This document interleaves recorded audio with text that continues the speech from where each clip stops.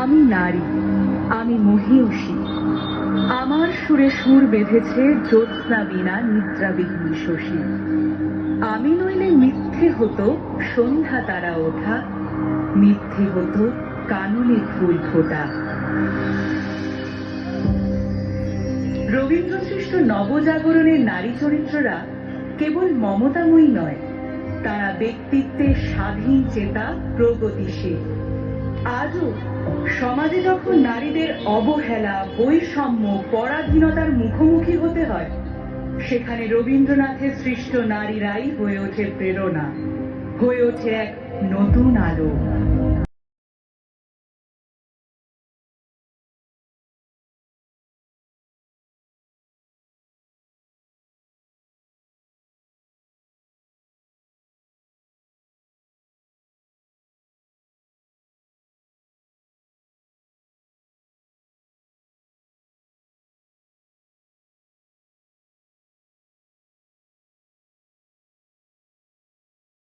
রবি ঠাকুরের বিনোদিনী বিধবা নারী হয়েও নিজের ইচ্ছেকে গুরুত্ব দিয়ে যৌবনের রং, রূপ, গন্ধ আস্বাদন করতে চেয়ে ভেঙেছিল সমাজের বিধিনিষেধ। আবার চতুরঙ্গের দামিনী যেন বিনোদিনীরই সম্প্রসারণ।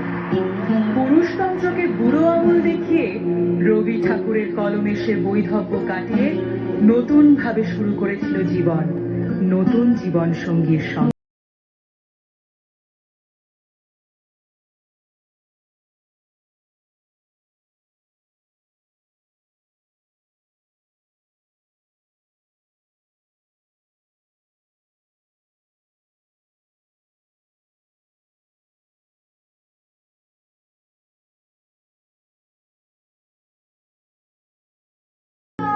শেষের কবিতার লাবণ্য প্রেমকে খুঁজতে চেয়েছিল স্পর্শে নয়, মননে। জীবনের জটিলতার কারণে ভালোবাসা সত্ত্বেও সে তার প্রেম অমিতকে মুক্তি দিয়েছিল। অন্যদিকে চারুলতার ধন, ঐশ্বর্য থাকা সত্ত্বেও পায়নি স্বামীর ভালোবাসা। তাই অমলের সান্নিধ্যে এসে সে পেতে চেয়েছিল নিঃসঙ্গতা থেকে মুক্তি এবং তার লেখিকা সত্তার মাধ্যমে হতে চেয়েছিল স্বতন্ত্র।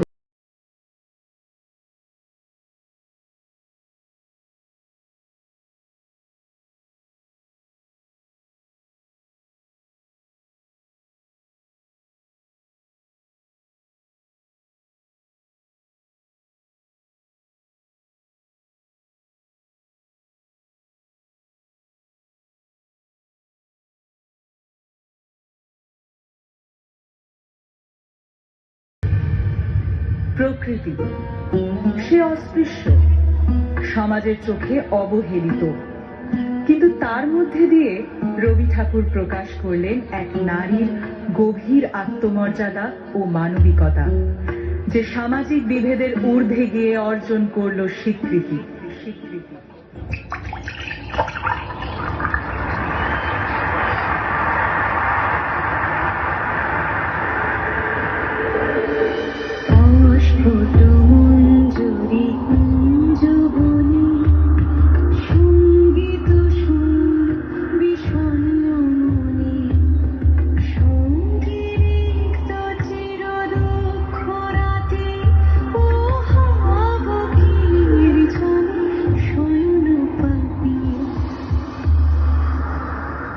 নারী কেবল রূপে আবদ্ধ নয়, বরং তার ব্যক্তিত্ব, সাহস ও শক্তির জন্য পরিচিত।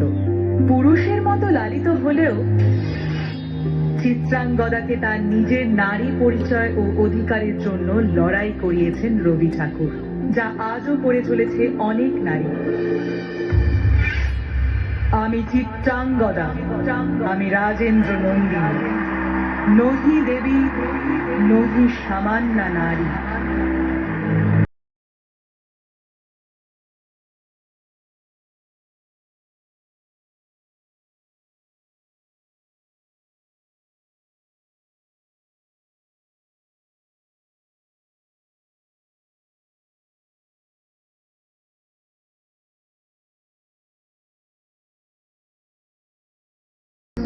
রবি ঠাকুর বুঝিয়েছেন নারী স্বয়ং সিদ্ধা।